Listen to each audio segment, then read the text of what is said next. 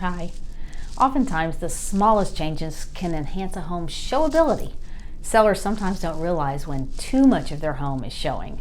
Staging your home for its finest presentation requires a room-by-room critique to offer the best first impressions.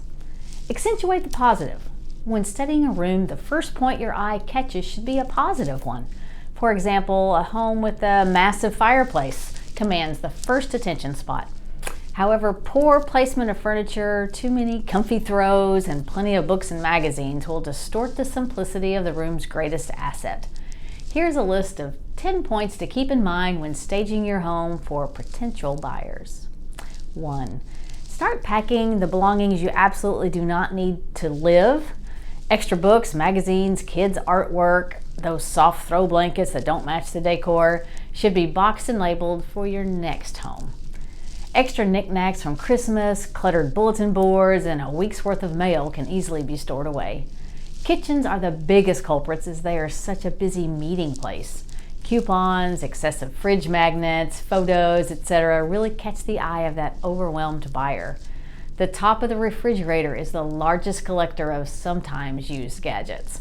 Unless you use your wok daily, it's better to clear the top and the front of your refrigerator to make the kitchen a little simpler.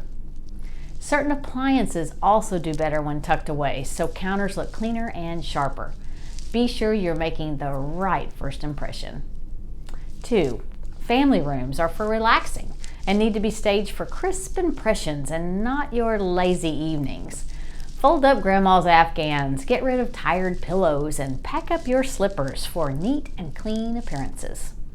Leftover smolderings in the fireplace can add a stale scent to the room. Give extra attention to removing ashes to avoid the less appreciated smoky smells from last night's fire. 3. Bedrooms are places we also enjoy the conveniences. Having our robes and slippers waiting for us does not offer top exposure to a viewing family. Get closets slimmed down for a bigger look. Freshen with soft potpourri to diminish the stale odors that come with humidity and small, confined places. Although we like our shades and blinds pulled for the sleeping hours, most buyers are drawn to a light, airy, bright room. So open up all the window treatments to maximize the brightness. With windows being exposed, be sure they are really clean and sparkling. A house really shows its best when it looks like it has been cared for. Remove your jewelry and other small personal items from the dresser tops. Clean and simple sells the best. The most inexpensive way to brighten a home, besides a fresh coat of paint, is to increase the wattage in light bulbs. That small guest room may be seldom used, but needs to look bigger and brighter for an interested buyer. Be sure the lamp can handle stronger bulbs and invest in a 3-way if possible. When you know that a showing is scheduled, be sure to turn on every light bulb in the house for the best showing potential. This is not the time to conserve electricity. It's part of your marketing plan. If you have a room that shows particularly dark, put in an interesting lamp and leave it on most of the time. It will help the buyer leave with a brighter impression of the rest of the home as well. 5. Everyone has a junk room or closet or drawer. It's acceptable and not to be perfect throughout, but minimize the clutter to one room, desk, or area that you are sure to have a better showing then. Everyone's basement or garage are basically the same, full of seasonal equipment, holiday decorations, and tools. Garage sales are the best remedy for liquidating the extras that you have accumulated over the years. It's better to sell them to pay for incidentals you already have but don't need anymore. Excuse me. The worst offenders for dust and dirt are those cold air vents and heating vents. If they don't look clean with soap and water and painting doesn't improve them, purchasing new ones is not that expensive and a great alternative.